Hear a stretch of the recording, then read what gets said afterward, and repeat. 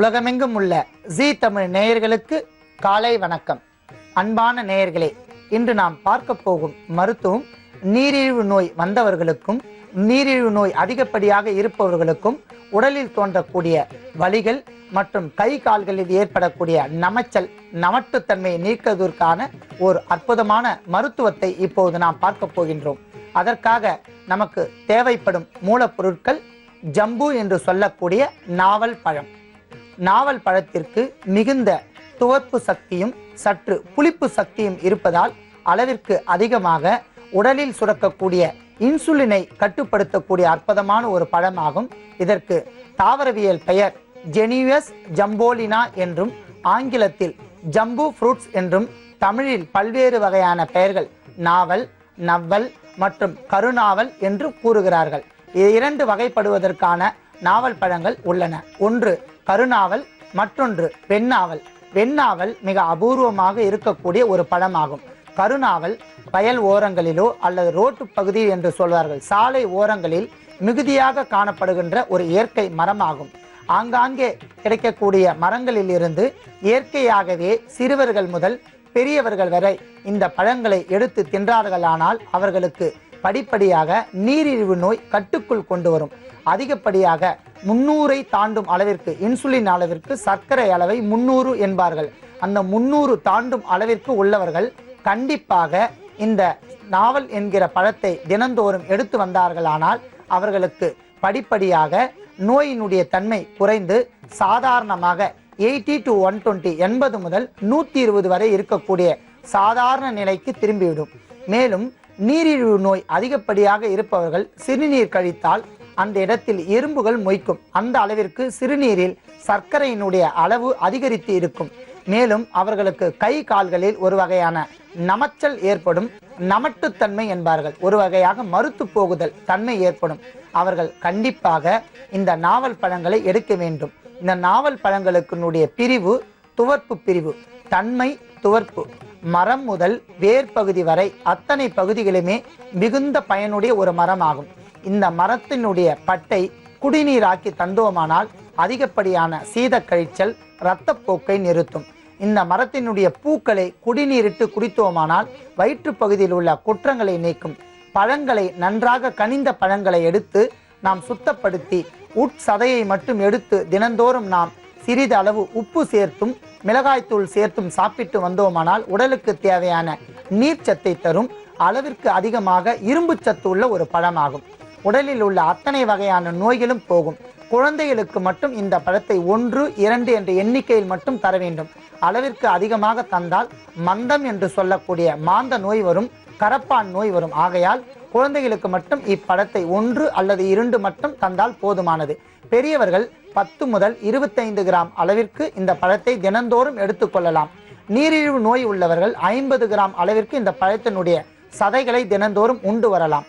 இந்த சதையின் உட்பகுதியில் உள்ள விதைகளை நன்றாக காய வைத்து கருநாவல் கொட்டை சூரணம் என்று இப்பொழுது விற்பனைக்கு வந்துள்ளது. அந்த அளவிற்கு இந்த நாவல் பழங்கள் மிகுந்த நன்மை தரக்கூடிய ஒரு மருத்துவ தன்மை வாய்ந்த ஒரு பழமாகும். ஆகையால் இந்த பழத்தை கொண்டு நாம் நீரிழிவு நோய்களுக்கு உண்டான மருத்துவத்தை இப்போது பார்க்க போகிறோம். அடுத்ததாக பாதாம் பருப்பு.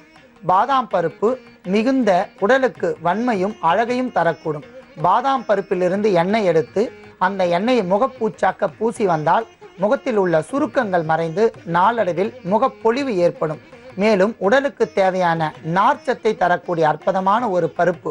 ட்ரை நட்ஸ் என்று சொல்லக்கூடிய உலர்ந்த விதைகள் என்று சொல்லக்கூடிய இந்த பாதாம் பருப்பையும் நாம் எடுத்துக்கொள்ளலாம்.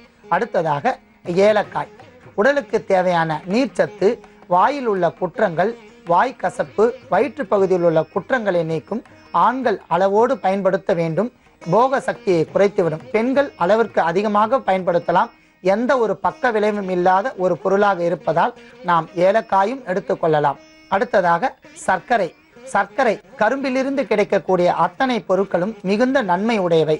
சர்க்கரை இனிப்பு சுவையுள்ள ஒரு பொருளாக இருப்பதால் அதையும் நாம் எடுத்துக்கொள்ளலாம். அளவோடு பயன்படுத்தினால் மிகுந்த நன்மை தரும். அடுத்ததாக எலுமிச்சை. எலுமிச்சை மிக சிறந்த ஒரு காயகற்ப ஒரு பழமாக இருப்பதால் அதை நாம் எடுத்துக்கொள்ளலாம். நீர் வேட்கையை தணிக்கும். உடலில் உள்ள உஷ்ணங்களை தணித்துவிடும். கோடை காலங்களில் இதனுடன் சிறிது உப்பு, தண்ணீர் சேர்த்து நாம் குடித்து வந்தோமானால் நாவறட்சியை கட்டுக்குள் கொண்டு வந்து உடல் உஷ்ணத்தை தணிக்கும். பல்வேறு வகையான நோய்களுக்கு இது ஒரு கற்ப மருந்து. ஆகையால் எலுமிச்சையினுடைய சாறையும் நாம் எடுத்துக்கொள்ளலாம்.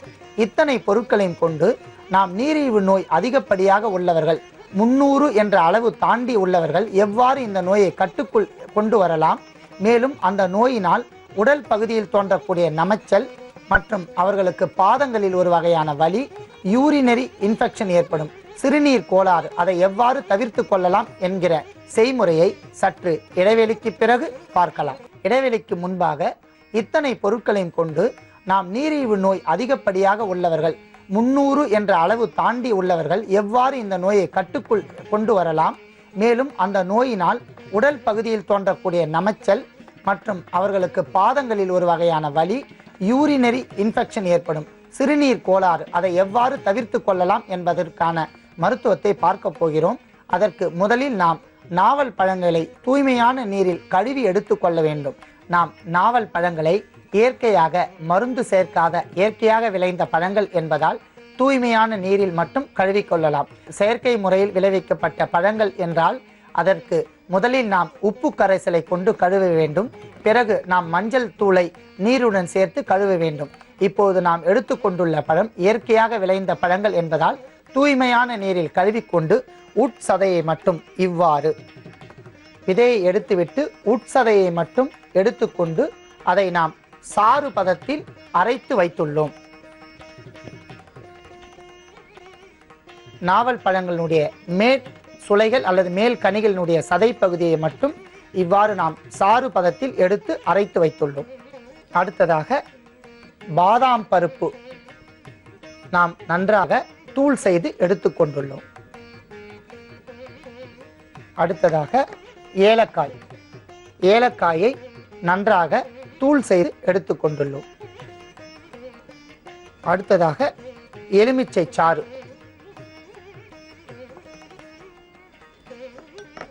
இப்பொழுது நாம் வாணலில் வெறும் வாணலில் எண்ணெய் ஏதும் விடாமல் வெறும் வாணலில் நாவல் பழத்தினுடைய சதை பகுதியை அரைத்து வைத்துள்ள அந்த சதை பகுதியை நாம் விட்டு காய்ச்ச வேண்டும்.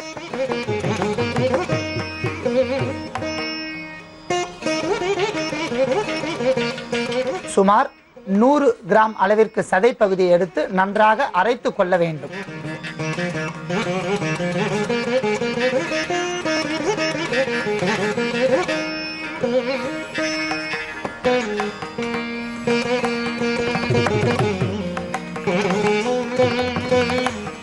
ஒன்று அல்லது 2 நிமிடங்கள் போதுமானது. ஏனென்றால் சதை பகுதி மிகுந்த கனிந்த பழம் என்பதால் அதை நாம் அதிகப்படியாக வதக்க வேண்டிய அவசியமில்லை.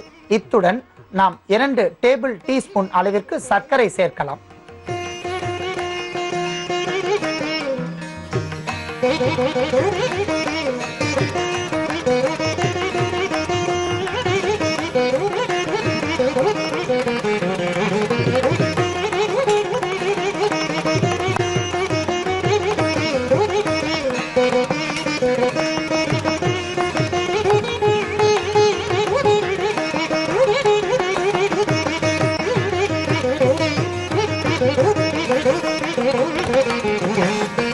நாவல் பழ சதைகளும் இந்த சர்க்கரையும் ஒன்று சேர்ந்து ஒரு பாகுபதத்தில், அதாவது பாகு போன்ற ஒரு பதத்தில் வரும் என்பதால் இப்போது அதனுடன் நாம் ஏலக்காய் தூள் சிறிது சேர்க்க வேண்டும்.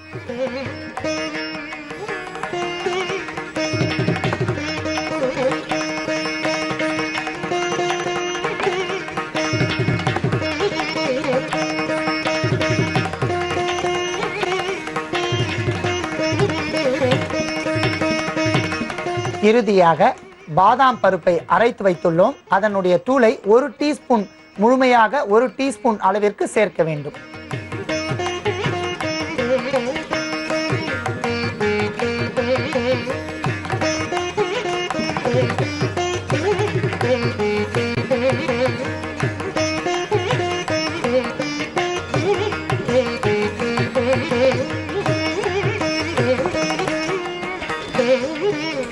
அன்பான நேயர்களே, நாவல் பழங்களை கொண்டு நாம் செய்யக்கூடிய இந்த சர்பத் நீரிழிவு நோயை மட்டும் கட்டுப்படுத்தாமல் பல்வேறு வகையான நோய்களையும் சேர்ந்தே கட்டுப்படுத்தும்.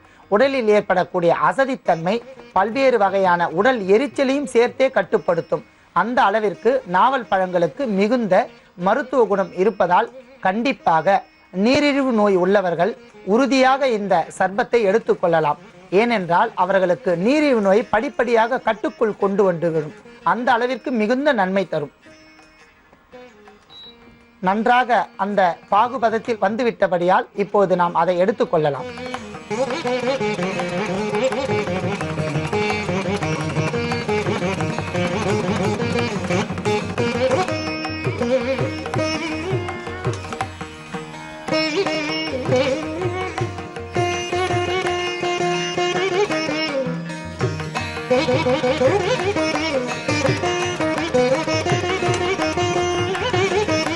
அன்பான நேயர்களே, இதனுடன் சர்க்கரை, நாவல் பழ கனிந்த சதையினுடைய அரைத்த பகுதி மற்றும் ஏலக்காய், பாதாம் பருப்பு இவையெல்லாம் சேர்ந்து ஒரு கலவை பதத்தில் இது வந்துள்ளது. இதை நாம் எடுத்து வைத்துக்கொண்டு 1 டேபிள் டீஸ்பூன் அளவிற்கு இதை நாம் எலுமிச்சை சாறில் சேர்க்க வேண்டும்.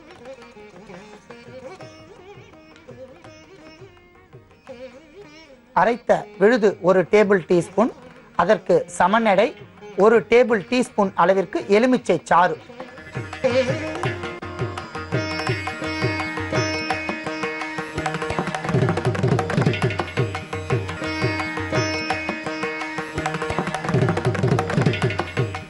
இதனுடன் எலுமிச்சை சாறு சேரும்போது படிப்படியாக அந்த நீரிழிவு நோயை கட்டுக்குள் எடுத்து வந்துவிடும். மேலும் அவர்களுக்கு நமச்சல் போன்ற நமட்டு பகுதி என்பார்கள், கை கால்களில் ஒரு வகையான நமத்து போகுதல் என்பார்கள், அசதியாக தோன்றக்கூடிய அத்தனை வியாதிகளையும் கட்டுக்குள் கொண்டுவிடும். மேலும் இதை எடுத்தால் மிகுந்த சுவையாக இருக்கும். ஏனென்றால் கனிந்த நாவல் பழங்களுடைய சுளைகளோடு அளவோடு சர்க்கரை சேர்ந்திருப்பதால் இது மிகுந்த சுவை உடையதாக இருக்கும். கண்டிப்பாக நீரிழிவு நோய் உள்ளவர்கள், கை கால்களில் அசதி உள்ளவர்கள், பல்வேறு வகையான நோய்களையும் தீர்க்கக்கூடிய அற்புதமான இந்த மருந்தை நீங்களும் பயன்படுத்தி பிறருக்கும் கூறும்படி கேட்டுக்கொள்கிறேன். நன்றி, வணக்கம். இடைவெளிக்கு முன்பாக நாம் நாவல் பழங்களினுடைய உட்சதைகளை மட்டும் எடுத்துக்கொண்டு விதையை நீக்கி அதனுடன் எலுமிச்சை சாறு சேர்த்து நீரிழிவு நோயை எவ்வாறு கட்டுக்குள் கொண்டு வரலாம், அதனால் ஏற்படக்கூடிய துன்பங்களை எவ்வாறு போக்கிக் கொள்ளலாம் என்பதை பார்த்தோம்.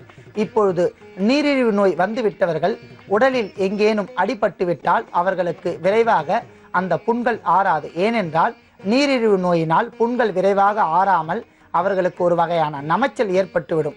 புண்கள் வந்த இடத்தில் அவை படிப்படியாக விரிந்து கொண்டே சென்றுவிடும். நாளடைவில் அந்த புண்கள் தீராத ஒரு நோயாக ஆகி அந்த பகுதியை நாம் அறுத்து எடுக்க வேண்டிய சூழ்நிலை அளவிற்கு எடுத்து சென்றுவிடும். அதை நாம் எவ்வாறு பரிபூர்ணமாக நீக்கிக் கொள்ளலாம், அந்த புண்கள் ஏற்பட்டால் படிப்படியாக அந்த புண்கள் மிக விரைவாக எவ்வாறு ஆறிக்கொள்ளலாம் என்பதை உண்டான மருத்துவத்தை இப்போது நாம் பார்க்க போகின்றோம். அதற்காக கனிந்த நாவல் பழத்தினுடைய சதை பகுதியை அரைத்து ஓர் 25 மில்லிகிராம் அளவிற்கு எடுத்து வைத்துள்ளோம். நாவல் பழத்திற்கு மிகுந்த துவர்ப்பு சக்தியும் சற்று புளிப்பு சக்தியும் இருப்பதால் அளவிற்கு அதிகமாக உடலில் சுரக்கக்கூடிய இன்சுலினை கட்டுப்படுத்தக்கூடிய அற்புதமான ஒரு பழமாகும். சிறுவர்கள் முதல் பெரியவர்கள் வரை இந்த பழங்களை எடுத்து தின்றார்களானால் அவர்களுக்கு படிப்படியாக நீரிழிவு நோய் கட்டுக்குள் கொண்டு வரும். அதிகப்படியாக 300 தாண்டும் அளவிற்கு இன்சுலின் அளவிற்கு சர்க்கரை அளவை 300 என்பார்கள். அந்த 300 தாண்டும் அளவிற்கு உள்ளவர்கள் கண்டிப்பாக இந்த நாவல் என்கிற பழத்தை தினந்தோறும் எடுத்து வந்தார்களானால் அவர்களுக்கு படிப்படியாக நோயினுடைய தன்மை குறைந்து சாதாரணமாக 80 to 120 80 முதல் 120 வரை இருக்கக்கூடிய சாதாரண நிலைக்கு திரும்பிவிடும். மேலும் நீரிழிவு நோய் அதிகப்படியாக இருப்பவர்கள் சிறுநீர் கழித்தால் அந்த இடத்தில் எறும்புகள் மொய்க்கும். அந்த அளவிற்கு சிறுநீரில் சர்க்கரையினுடைய அளவு அதிகரித்து இருக்கும். மேலும் அவர்களுக்கு கை கால்களில் ஒரு வகையான நமச்சல் ஏற்படும். நமட்டுத்தன்மை என்பார்கள், ஒரு வகையாக மறுத்து போகுதல் தன்மை ஏற்படும். அவர்கள் கண்டிப்பாக இந்த நாவல் பழங்களை எடுக்க வேண்டும். மரம் முதல் வேர் பகுதி வரை அத்தனை பகுதிகளுமே மிகுந்த பயனுடைய ஒரு மரமாகும். இந்த மரத்தினுடைய பட்டை குடிநீராக்கி தந்தோமானால் அதிகப்படியான சீத கழிச்சல், இரத்தப்போக்கை நிறுத்தும். இந்த மரத்தினுடைய பூக்களை குடிநீரிட்டு குடித்தோமானால் வயிற்று பகுதியில் உள்ள குற்றங்களை நீக்கும். பழங்களை நன்றாக கனிந்த பழங்களை எடுத்து நாம் சுத்தப்படுத்தி உட்சதையை மட்டும் எடுத்து தினந்தோறும் நாம் சிறிது அளவு உப்பு சேர்த்தும் மிளகாய்த்தூள் சேர்த்தும் சாப்பிட்டு வந்தோமானால் உடலுக்கு தேவையான நீர்ச்சத்தை தரும், அளவிற்கு அதிகமாக இரும்பு சத்து உள்ள ஒரு பழமாகும். உடலில் உள்ள அத்தனை வகையான நோய்களும் போகும்.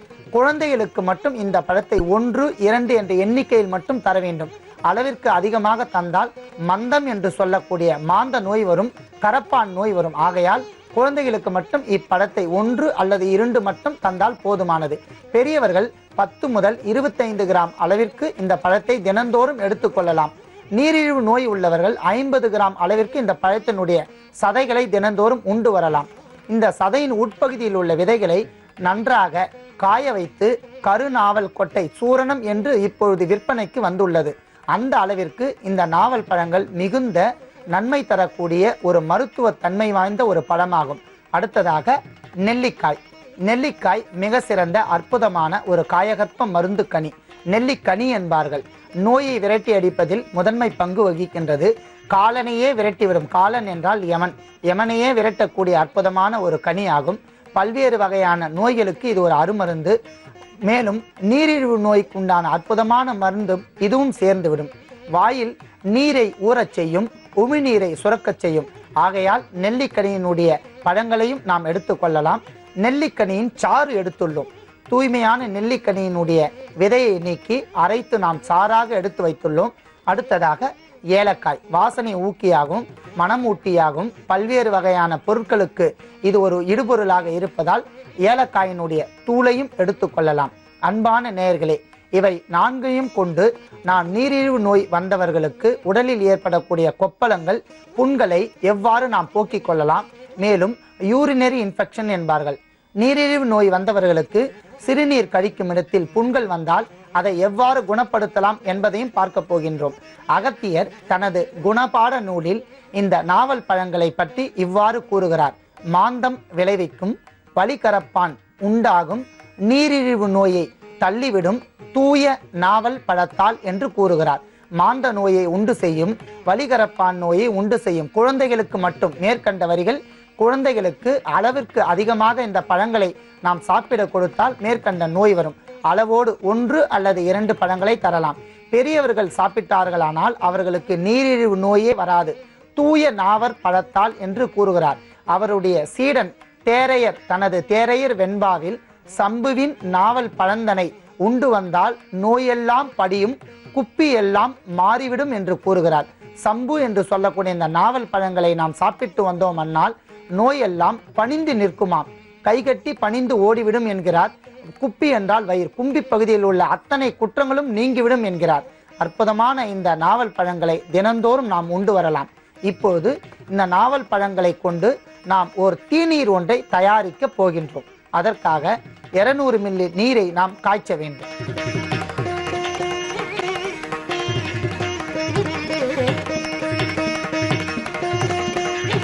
நன்றாக கொதிக்கின்ற அந்த நீரில் நாவல் பழங்களினுடைய கனிந்த சதையை அரைத்த பகுதியை 1 டேபிள் டீஸ்பூன் அளவிற்கு அதில் போட வேண்டும்.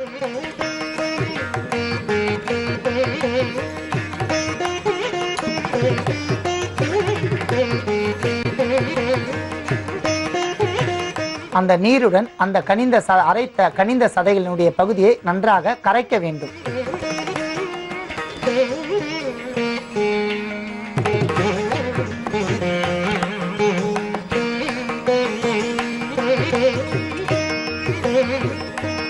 பிறகு நெல்லிக்கனியினுடைய சாறு 1 டேபிள் டீஸ்பூன் அளவிற்கு சேர்க்க வேண்டும்.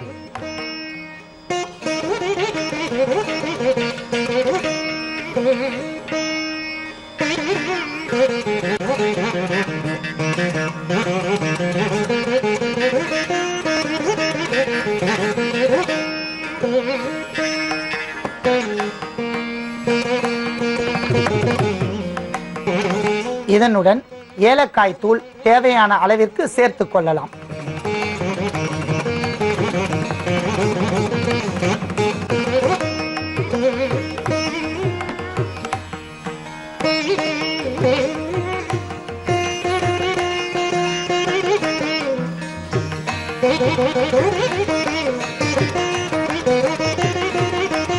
நன்றாக கொதித்த இந்த நீரை நாம் வடிகட்டி எடுத்துக்கொள்ள வேண்டும்.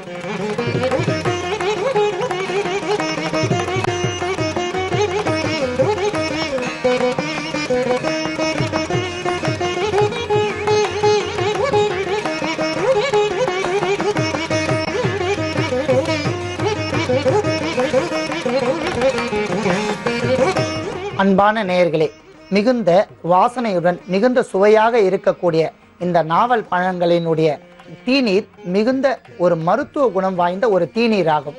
எத்தனையோ நபர்களுக்கு இந்த வகையான தீநீரை நான் செய்து சாப்பிட சொல்லியிருக்கிறேன். அவர்கள் பரிபூர்ணமாக அந்த சிறுநீர் கழிக்கின்ற பகுதியில் உள்ள கொப்பளங்கள் மிக விரைவாக குணப்படுத்தி இருக்கின்றன. மேலும் ஒரு சிலருக்கு நீரிழிவு நோய் வந்தால் அவர்களுக்கு பற்களில் ரத்தம் வடுதல் ஏற்படும். அந்த பற்கரைகளிலிருந்து ரத்தம் வடியும். அந்த நோயும் இவை கட்டுக்குள் கொண்டு வரும். புண்களை மிக விரைவாக ஆற்றக்கூடிய அற்புதமான நோய் எதிர்ப்பு சக்தி உள்ள ஒரு தீநீராகும். அன்பான நேயர்களே, நீரிழிவு நோய் உள்ளவர்கள் கண்டிப்பாக இந்த தீநீரை பயன்படுத்தி நோயின்றி வாழ வேண்டுகிறேன். நன்றி, வணக்கம்.